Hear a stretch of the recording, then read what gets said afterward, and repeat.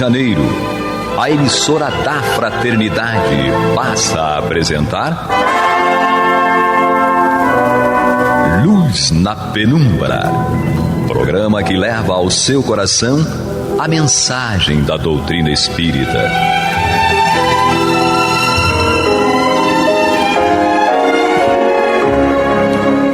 E com vocês, André Afonso Monteiro, para o estudo do livro A Gênese, da obra codificada por Allan Kardec. Olá, amigo ouvinte da Rádio Rio de Janeiro, a emissora da Fraternidade, a rádio que toda a família pode ouvir, programa Luz na Penumbra, estudo da obra A Gênese, comigo André Afonso Monteiro. Hoje aqui conosco, mais uma vez, o nosso querido Alexandre Almeida. Seja bem-vindo, Alexandre. Olá, André, que bom estar aqui de volta com todos, votos de muita paz. E também conosco o nosso querido Jefferson, o nosso popularmente, intimamente chamado de Jefinho. Amigos ouvintes, internautas, nós daremos continuidade ao estudo do capítulo 15, Os Milagres do Evangelho, e hoje iniciando a partir do item 14, a cura do paralítico. E lembrando que no último programa nós comentamos aqui a cura do cego de Betsaida, trabalhamos a questão até dos preconceitos, das desigualdades, no sentido de observarmos o cristianismo como um instrumento de, não de combate, né? Porque combate é um termo forte, mas de orientação nesse sentido, porque Jesus, ele normalmente estava ali com aqueles mais necessitados, com aqueles excluídos da sociedade do povo hebreu da época. E o nosso intuito é a gente sempre levar o cristianismo para as filosofias, né? Pensar a partir desse princípio. Partimos do cristianismo, da doutrina espírita, para as demais filosofias e não inverter essa questão, fazer o contrário, né? A gente parte das filosofias do mundo para o cristianismo e fazendo que com isso a gente possa ter uma compreensão melhor. E aqui no item 14, Kardec ele diz o seguinte, né? Ele traz primeiro a passagem do Evangelho de Mateus, capítulo 9, 1 a 8. Ele diz o seguinte: tendo entrado numa barca, Jesus atravessou o lago e veio à sua cidade, Cafarnaum. Como lhe apresentassem um paralítico deitado em um leito, Jesus, vendo a sua fé, disse ao paralítico: meu filho, tem confiança, os teus pecados te são perdoados. Logo, alguns escribas disseram entre si: este homem blasfema. Mas Jesus, sabendo o que eles pensavam, perguntou-lhes: por que alimentais maus pensamentos em vossos corações? Pois o que é mais fácil dizer, teus pecados te são perdoados, ou dizer, levanta-te e anda? Ora, para que saibas que o Filho do Homem tem na terra o poder de perdoar os pecados, levanta-te, disse então ao paralítico, toma o teu leito e vai para a tua casa. O paralítico levantou-se imediatamente e foi para a sua casa. E o povo, vendo aquele milagre, se encheu de temor e rendeu graças a Deus por haver concedido tal poder aos homens. Evangelho de Mateus, capítulo 9, itens 1 a 8. É que é muito interessante, né, Alexandre? Primeiro, que Jesus percebe, capta o pensamento. Quando ele diz assim, logo alguns escribas disseram entre si, este homem blasfema. Mas Jesus, sabendo o que eles pensavam, como assim Jesus sabia o que eles pensavam, né? Essa é a primeira observação. Olha a capacidade mediúnica de Jesus de perceber, de captar o pensamento. Nós já falamos, né, dessa relação dele com o Pai e essa condição anímica que ele tinha, né, por ser Senhor dos Espíritos, de conhecer os nossos pensamentos, as nossas emoções. E aí eu peço permissão a você, lá no primeiro parágrafo, sim, conforme nós falamos no programa anterior, vejamos, Jesus se dirige ao paralítico e diz o seguinte: meu filho, tem de confiança. Olha aquele elemento que nós falamos que seria primordial para uma pessoa que se encontra necessitado no momento do amparo, do socorro. Ou seja, dele acreditar, dele se harmonizar. E aí ele arremata: vossos pecados serão perdoados. Ou seja, naquele momento, a questão kármica dele havia chegado a um bom termo. Então, faltava o que então? Então vamos imaginar que alguma questão motivou aquela situação, aquele revés, e aí ao longo do tempo, das existências, aquela criatura trabalhou para finalmente se ver livre daquele mal, daquelas consequências, vamos colocar dessa forma. Mas faltava um elemento, que era ele estar em condição agora de receber a bênção. Então, se naquele momento, apesar do aspecto kármico já ter sido trabalhado ao longo das existências, ele não tivesse confiante, ele não acreditasse, ele não tivesse uma fé, o desejo, ainda assim ele ia por algum tempo, talvez pouco tempo, mas não seria aquele o momento da cura, porque tudo é uma questão de sintonia. Nós vamos lembrar lá do André Luiz, né, no nosso lar? Olha, rápido, aproveita que ele está em prece. A hora do socorro. Né?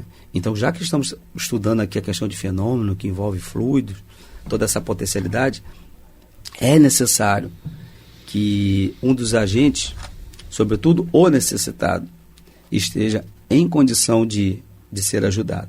Então, isso me chamou a atenção, além, claro, dessa condição anímica de Jesus, de conhecer o pensamento e o sentimento de todos.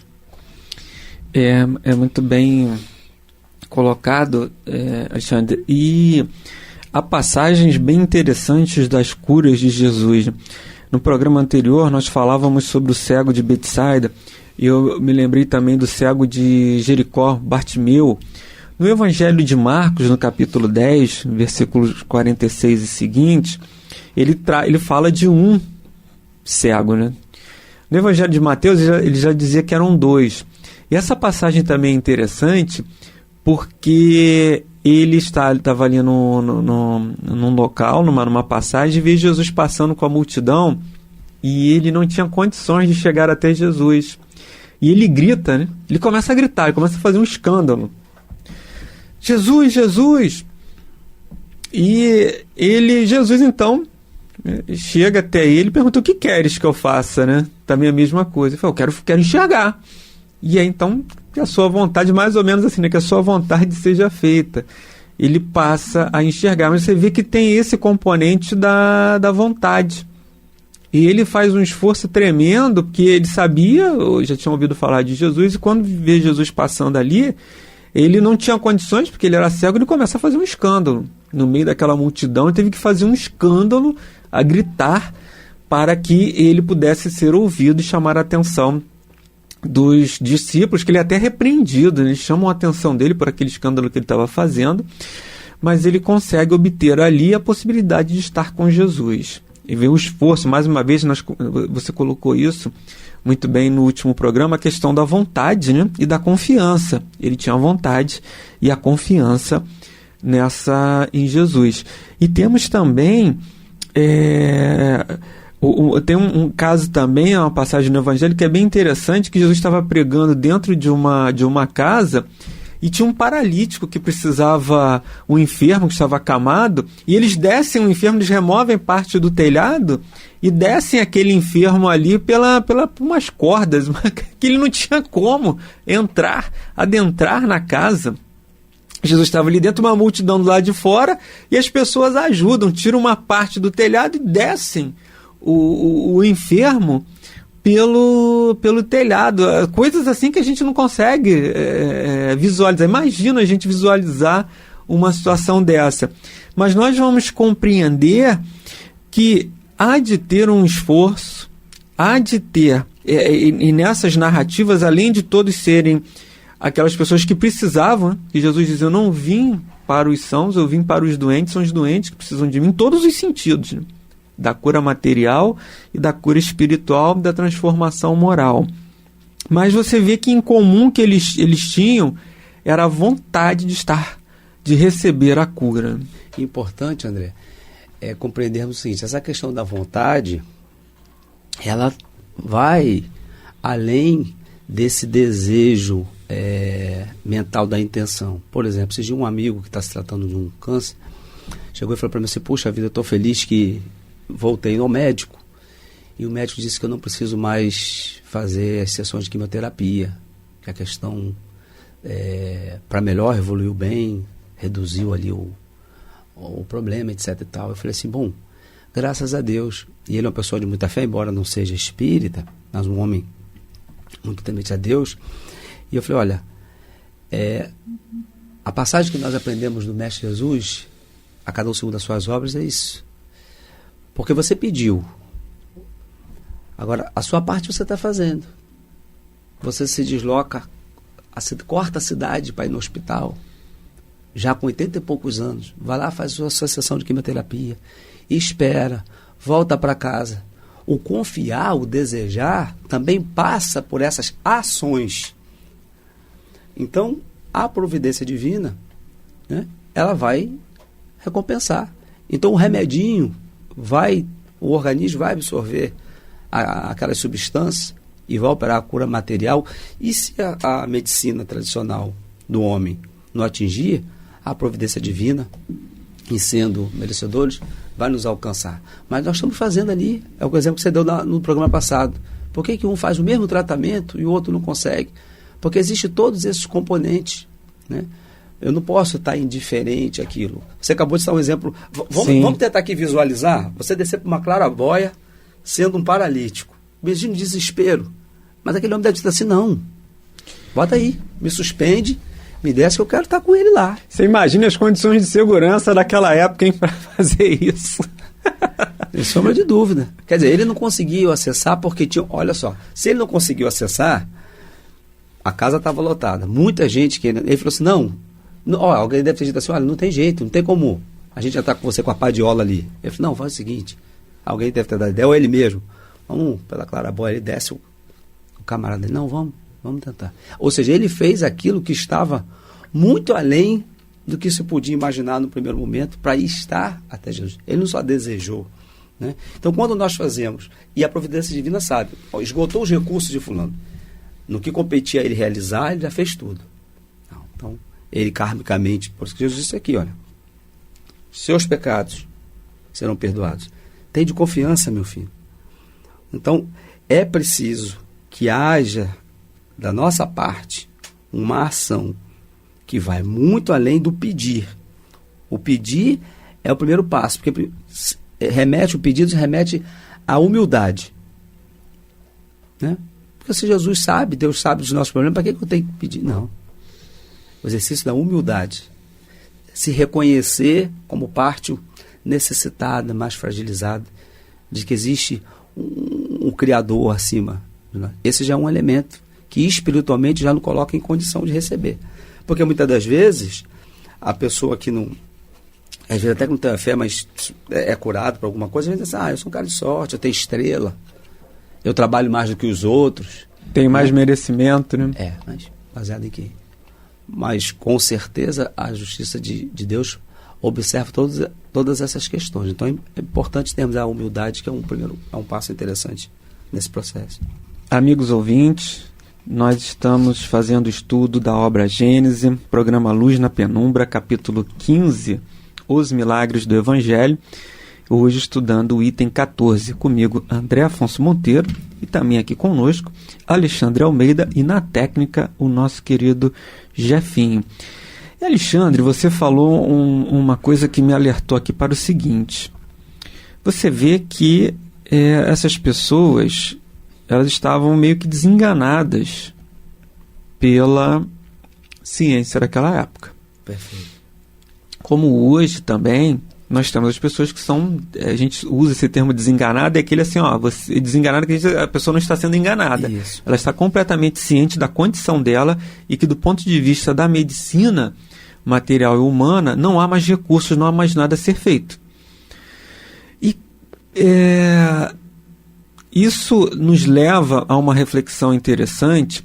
Você citou o caso do tratamento aí de câncer. Nós sabemos que são tratamentos dolorosos, tanto para a pessoa que está enferma como para o seu familiar.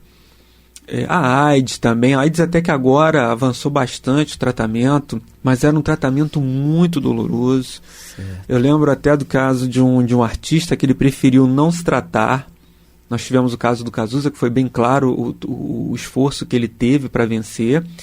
E nós tivemos um outro também, foi o Renato Russo, que ele preferiu não passar por aquele mesmo tratamento dele, porque na época as condições não eram muito avançadas nesse sentido. Hoje esse tratamento já avançou bastante.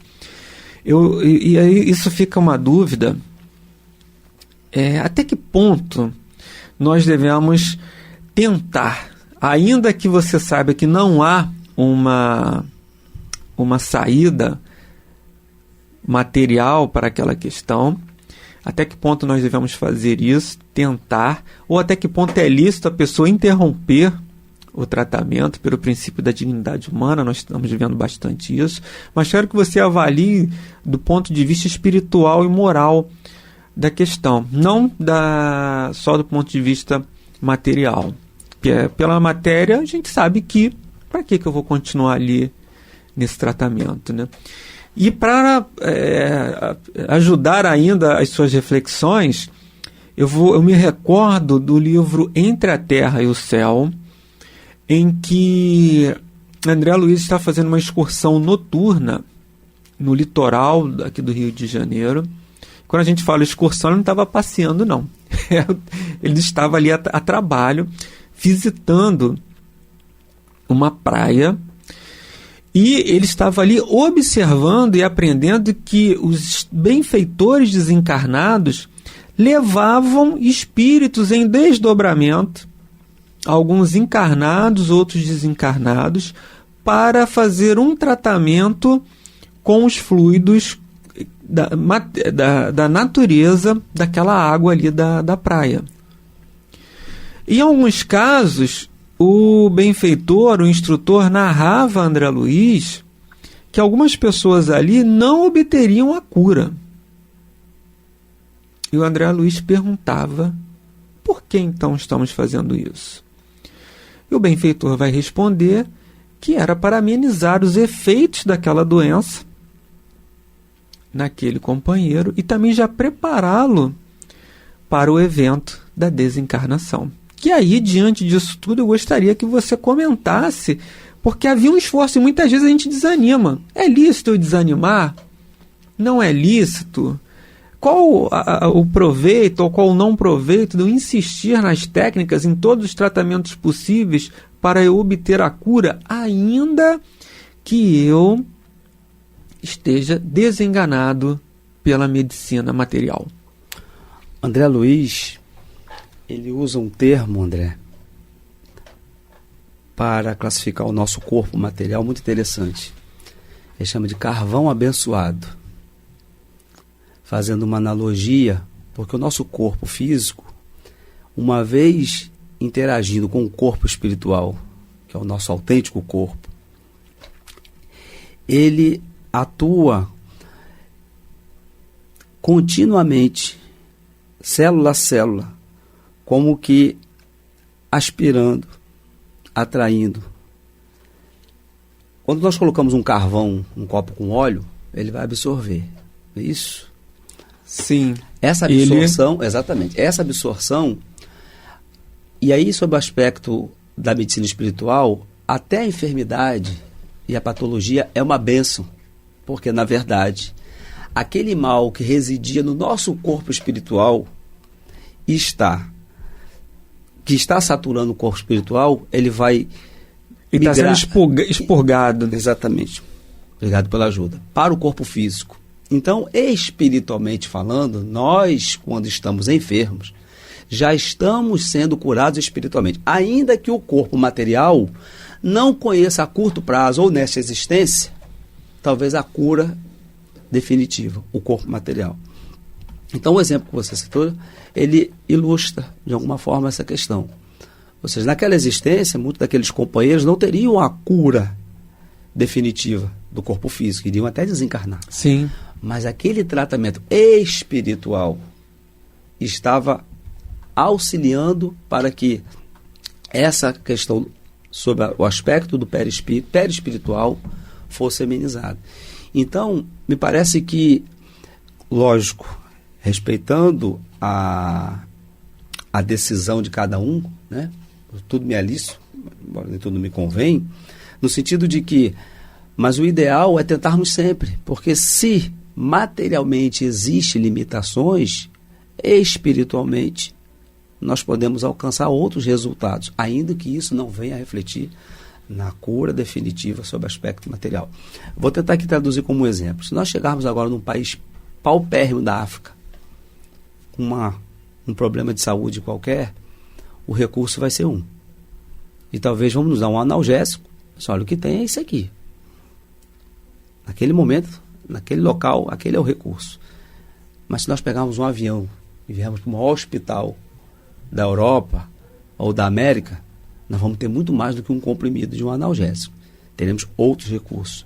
Então, meu pobre exemplo vai ilustrar o seguinte: além da questão do limite da medicina tradicional, como você colocou, o médico chegou e disse assim: Alexandre, não tem mais o que fazer. Sim. Não estamos aqui, não é o meu objetivo. E, por favor, eu peço permissão aos companheiros de forma muito respeitosa. Autobiografia. Mas eu já passei uma experiência dessa quando criança. Com leucemia.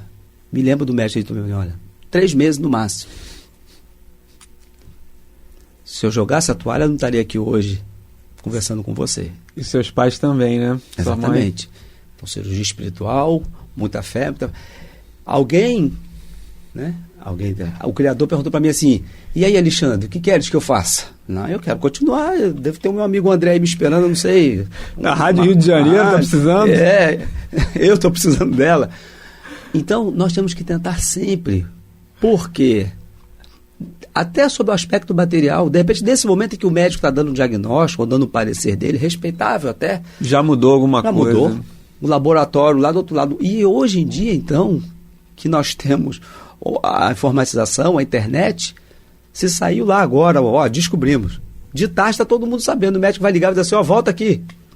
Volta que você vai continuar. Tem uma vacina, saiu. Nós não tivemos agora o exemplo da vacina,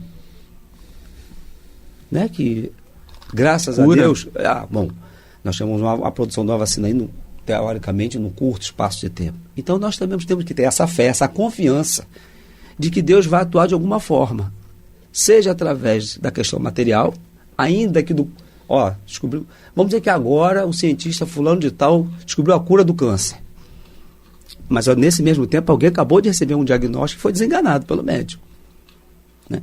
Então, creio que a questão da tentativa de acreditar sobre o aspecto espiritual, nós que somos espírita, nós que conhecemos a questão do corpo espiritual, ela é relevante. Porque nós podemos encontrar a cura física, mas nós podemos encontrar, vamos amenizar, pelo menos a questão perispiritual, que vai, porque a vida é uma só, né? As existências, elas são ligadas umas às outras. Então, nós vamos ter sempre a oportunidade de dar passo em busca do alívio e da cura espiritual. Lembrando, toda enfermidade. Então, voltando ao exemplo de André Luiz. Então, esse carvão abençoado, ele está atuando. Nós temos que estar vigilantes, né, para não o atingirmos de forma negativa, mas ele naturalmente atinge em nosso favor, fazendo com que as nossas mazelas morais, que estão impregnadas no nosso perispírito, né, assim como o cravo, a espinha, né, faz a erupção na pele, aquela impureza, sim, ficamos livres. Ela incomoda, ela esteticamente é dolorosa, mas ela saiu. Então, por isso eu não vou... Não, eu vou fazer de tudo. É verdade, Alexandre. Meus amigos ouvintes, nós estamos chegando aí ao final do programa de hoje. Vamos dar continuidade na próxima semana a partir do item 15. Agradecendo aqui a presença do Alexandre. Eu que agradeço. Muita paz a todos. Agradecendo aqui também ao Jefinho.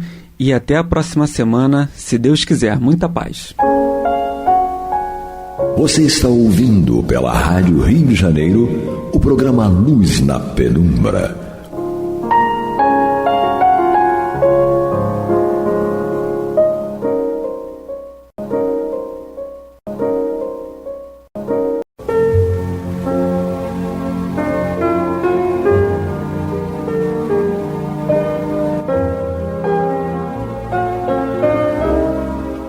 Rádio Rio de Janeiro está levando ao seu lar e ao seu coração a mensagem consoladora da doutrina espírita, através do programa Luz na Penumbra.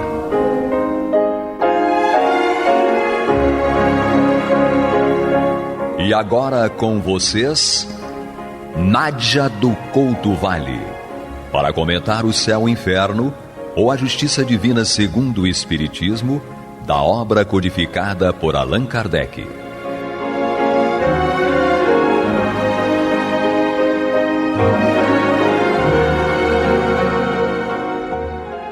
Amados e amadas, ouvintes, internautas, amigos e amigas, que a paz de Jesus permaneça conosco hoje e sempre. Continuamos o nosso estudo desta obra, como sabemos, porque estamos estudando juntos. Estamos no capítulo 2º da segunda parte, e neste capítulo o nosso querido Allan Kardec, codificador da doutrina espírita, nos traz a trajetória, os ensinamentos, as grandes lições dos espíritos que, de tanto trabalharem no bem e trabalharem sobre si mesmos, são considerados, classificados por ele, como espíritos felizes. E ele aqui nos mostra os motivos pelos quais esses espíritos são classificados, catalogados por ele mesmo, segundo os princípios da doutrina, como espíritos felizes. Nós já estudamos vários deles aqui e estamos hoje continuando o estudo sobre o espírito feliz Jean Reynaud. Nós já falamos sobre ele, estudamos um pouco sobre ele, vamos continuar hoje, só para relembrarmos quem foi Jean Reynaud. Ele é um dos precursores do espiritismo.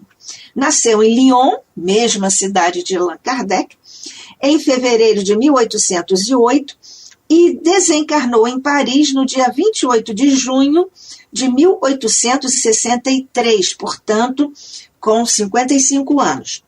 Não poderíamos dar uma ideia mais justa de seu caráter, diz Allan Kardec, aqui na Revista Espírita, na edição de 1863, no mês de agosto de 1863, da Revista Espírita. E é por isso que Kardec diz aqui que vai apresentar uma ideia do seu caráter, do caráter de Jean Reynaud.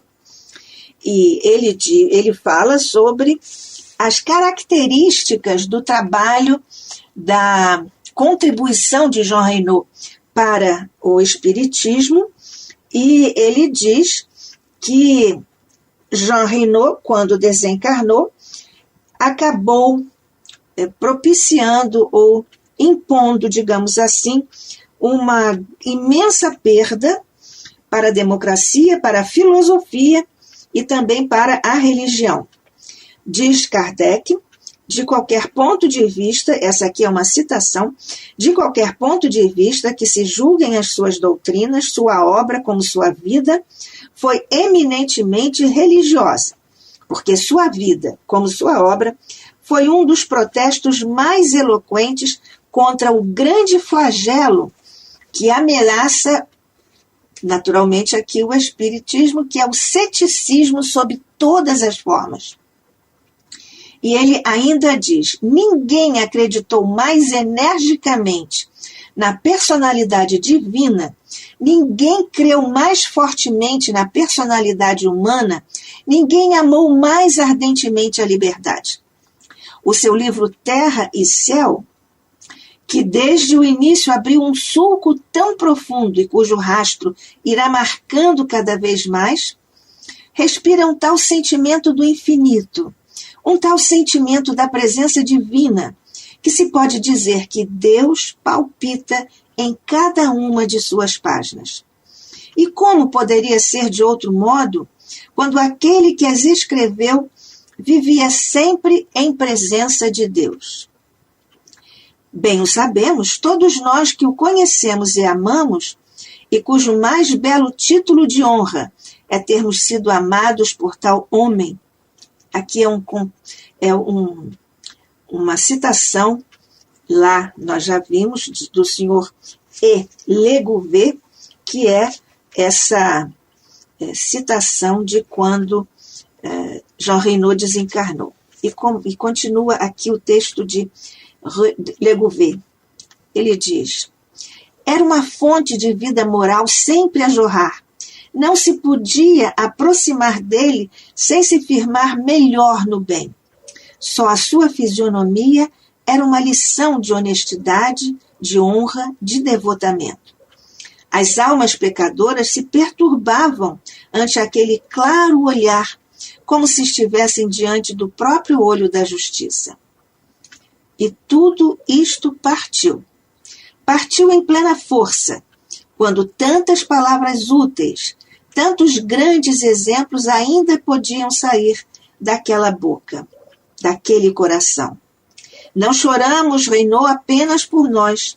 Nós o choramos por nosso país inteiro. E aqui nós temos vários, nesse necrológio que Kardec coloca aqui na Revista Espírita de agosto de 1863, nós temos outros depoimentos que foram colocados ou foram divulgados, publicados em vários órgãos de imprensa. Na verdade, esta é uma citação do jornal que trouxe essa, digamos assim, esse necrológio, essa manifestação do senhor Ernesto Legouvé, que foi publicado no jornal Le Siècle, de 30 de junho de 1863. E nesse mesmo jornal, do dia 16 de julho, o senhor Henri Martin deu também detalhes mais circunstanciados sobre a vida e a obra de Jean Reynaud. E ele diz, Henri Martin, sobre Jean Reynaud: educado na liberdade do campo por uma mãe de alma forte e terna, foi aí que adquiriu esses hábitos de intimidade com a natureza que jamais o deixaram e desenvolveu esses órgãos robustos com os quais mais tarde fazia 20 léguas de um fôlego e passava de geleira em geleira, de uma crista à outra dos Alpes, por estreitos precipícios onde não se aventuram os caçadores de cabrito montês. Seus estudos foram rápidos e fecundos, manifestando desde a juventude o mais vivo gosto pelas letras e por todas as formas do belo.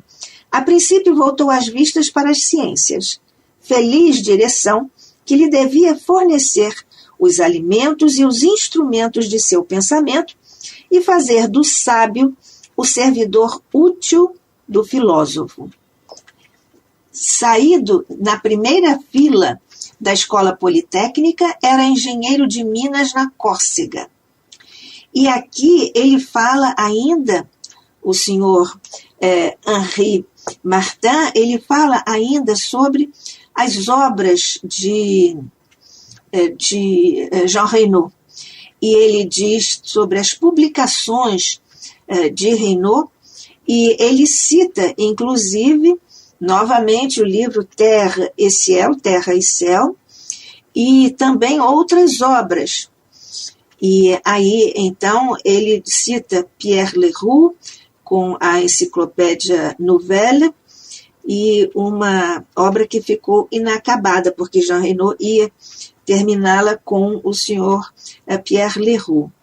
E então ele fala sobre as outras atividades de Jean Reynaud, dos escritos de Jean Reynaud, e fica então aqui o traçado, o perfil desse intelectual, desse filósofo, desse engenheiro, desse amante da natureza, desse que estava sempre na presença de Deus. E então também fala-se tanto aqui, outros que se manifestaram quando ele desencarnou, falam exatamente da sua popularidade, que foi incontestavelmente o seu livro Terra e Céu.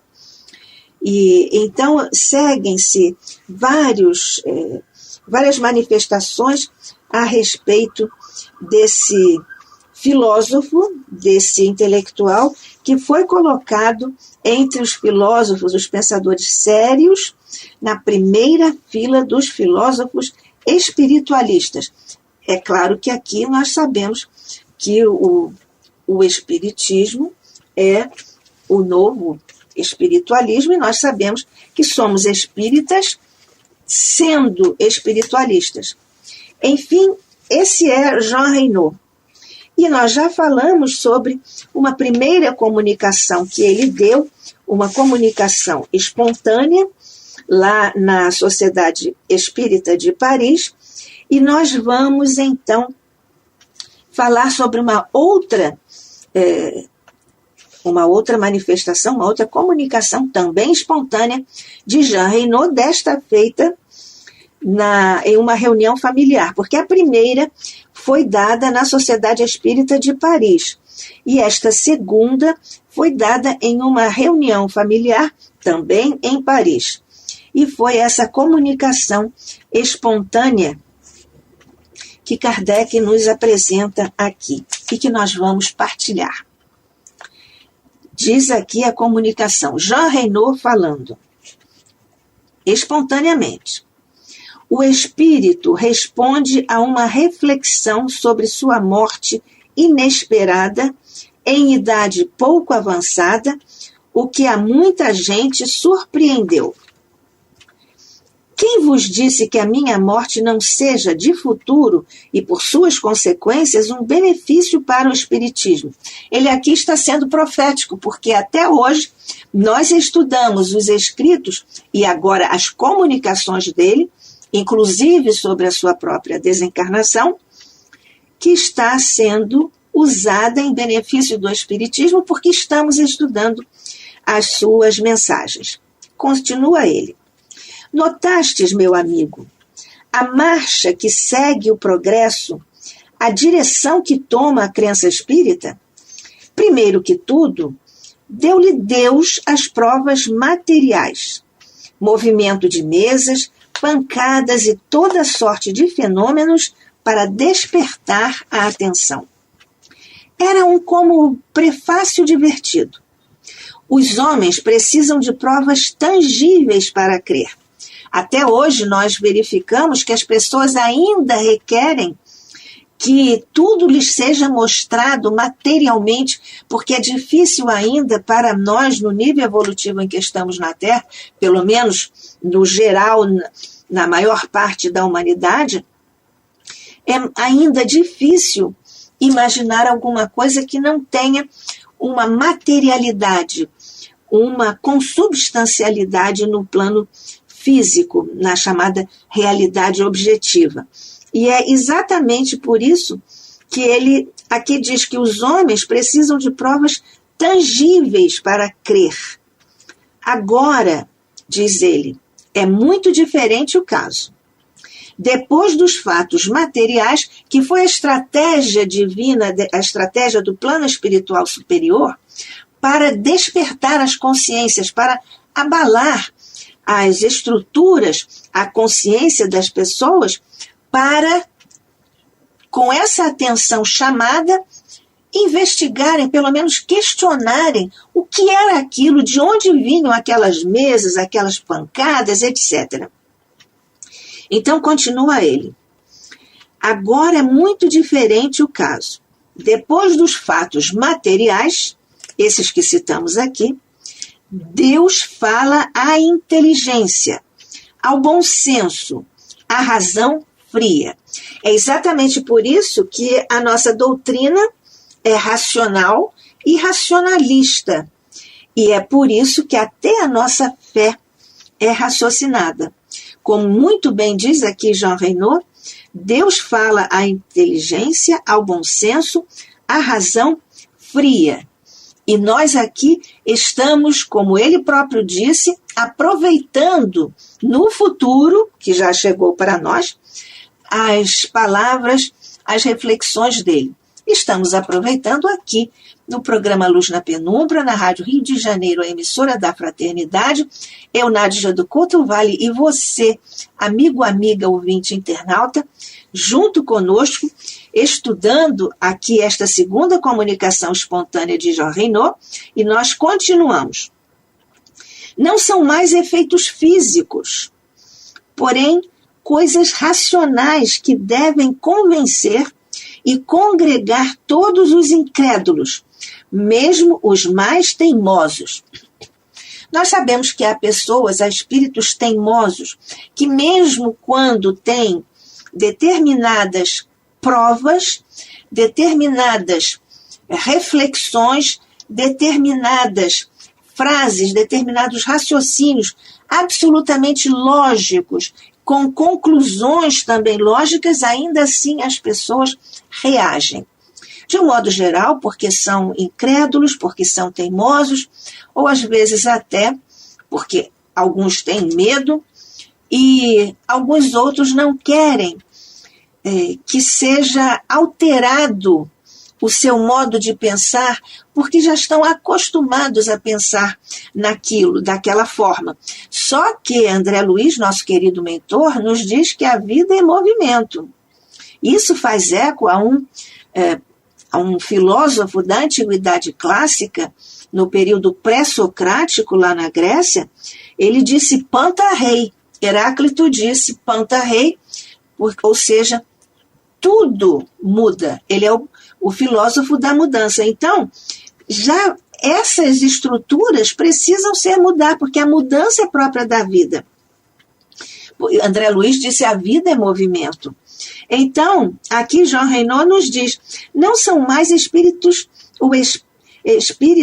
só, assim, teimosos, mas ele diz, não são mais efeitos físicos, porém coisas racionais que devem convencer e congregar todos os incrédulos, mesmo os mais teimosos. E isto é apenas o começo, diz ele. Tomai bem nota do que vos digo.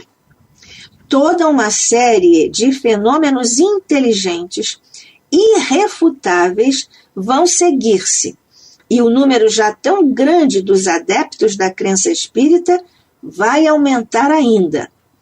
Deus vai insinuar-se às inteligências de Skoll, às sumidades do espírito, do talento e do saber. E ainda segue. Vão todos grupar-se em torno de vós, ou seja, em torno dos espíritas, e fazendo abstração do diploma do gênio, tornarem-se humildes e pequenos para aprender e para crer. Aqui Jean Reynaud faz uma observação muito profunda sobre a psicologia humana. Ele diz que quando nós, criaturas humanas, estamos abertos para buscar a verdade, ou temos a mente aberta por causa da nossa, não só da nossa bagagem, como espíritos que já trazemos essa abertura quando reencarnamos, mas também por conta da nossa criação, da família em que Deus nos plantou. Quando nós falamos sobre quem é Jean Reynaud, nós vimos que ele foi influenciado, ou foi treinado, ou foi criado pela mãe dele, que tinha essas aberturas, digamos assim, mentoespirituais. Então ele diz, essas pessoas através das quais Deus vai fazer chegarem as coisas à humanidade, essas inteligências de Skoll, as sumidades do espírito, do talento e do saber, ele diz que essas criaturas, a despeito de terem alcançado essas culminâncias nessas áreas do conhecimento na Terra, essas pessoas vão se tornar humildes e pequenas para aprender e para crer. Essa uma humildade que é digna apenas do grande, e o sábio sabe que é pequeno. Sócrates já disse, tudo que sei é que nada sei. É esta posturamento espiritual que faz com que cada um de nós, e todos os espíritos vão evoluir assim. Isso faz com que cada um de nós, conhecendo as suas próprias limitações, passam a conhecer os seus limites, mas buscam sempre ultrapassar esses próprios limites. Então, Jean Reynaud continua. Depois que essas criaturas de gênio, os gênios, se tornem humildes e pequenos para aprender e para crer, ele diz, depois, mais tarde, quando estiverem instruídos e convencidos, aqui ele sugere que essas inteligências de escola, ao se aproximarem dos espíritas, vão estudar, vão tomar conhecimento dos princípios doutrinários e então vão se tornar convencidos, eles vão se curvar a essa realidade que o Espiritismo traz e estão, então, a partir de então, instruídos. E então, diz Jean Reynaud, depois, mais tarde, quando estiverem instruídos e convencidos, servir-se-ão da sua autoridade e notoriedade para levar mais longe ainda aos seus últimos limites o fim que vos propusestes, a regeneração da espécie humana pelo conhecimento racional e profundo das passadas e futuras existências. Eis aí a minha opinião sincera sobre o estado atual do Espiritismo. Esta é uma questão muito interessante que nós vemos aqui, e isto nos faz lembrar a figura excelsa, maravilhosa daquele que particularmente consideramos o grande filósofo poeta da doutrina espírita, Leon Denis, que no início do século XX, ele publicou vários, pelo menos 6, de que tenhamos notícia, 6 longos artigos sobre o futuro do Espiritismo. E ele, de uma certa forma, faz comentários, sugestões e aprofunda, como filósofo aprofunda, as ideias e reflexões. E isso tudo, o pensamento de Leon Denis, evidentemente, se harmoniza com o de Jean Reynaud, ou os dois estão harmonizados nesse que é o grande construto, a grande construção do mundo a partir das colocações, das ideias, das contribuições, dos esclarecimentos, dos ensinos do Espiritismo. E ele diz aqui algo muito interessante também, terminando essa segunda comunicação espontânea. Ele diz que nós, espíritas, estamos com uma proposta que nós nos propusemos a alcançar. Ele diz que aquelas mentes, aqueles gênios, aquelas sumidades e inteligências de escola, quando já estão todos eles instruídos e convencidos, servir-se-ão da sua autoridade e notoriedade, ou seja, porque eles serão criaturas reconhecidas pela sua competência, pela sua ciência, pela sua filosofia, essas criaturas vão servir de modelo, vão possivelmente influenciar, por causa da sua autoridade e notoriedade, vão influenciar as criaturas e levar mais longe ainda, aos seus últimos limites, o fim que vos propusestes. O fim é que todos nós espíritas nos propusemos, qual seja a regeneração da espécie humana pelo conhecimento racional e profundo das passadas e futuras existências. Olha ele aqui falando da reencarnação. Eis aí a minha opinião sincera sobre o estado atual do Espiritismo, que ainda é e ainda está atual esse texto, essa opinião do nosso querido Jean Reynaud. Nós vamos ainda estudar um pouco mais em nosso próximo encontro a riqueza das profundas reflexões de Jean Reynaud. Que a paz de Jesus permaneça conosco hoje e sempre. Que assim seja.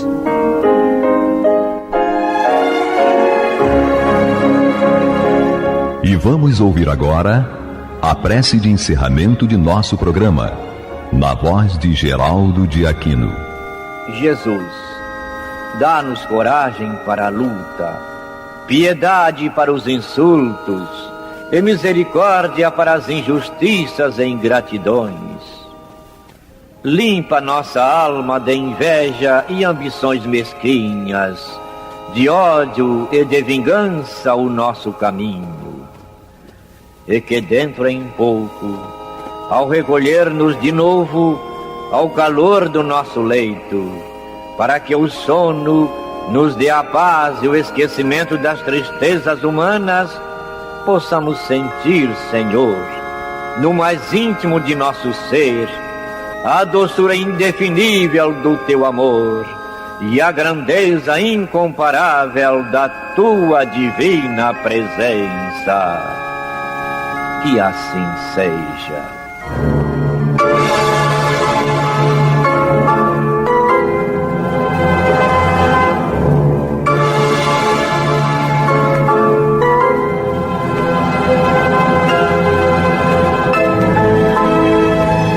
Acabamos de apresentar o programa Luz na Penumbra, que voltará a ser apresentado amanhã às 21 horas nesta emissora.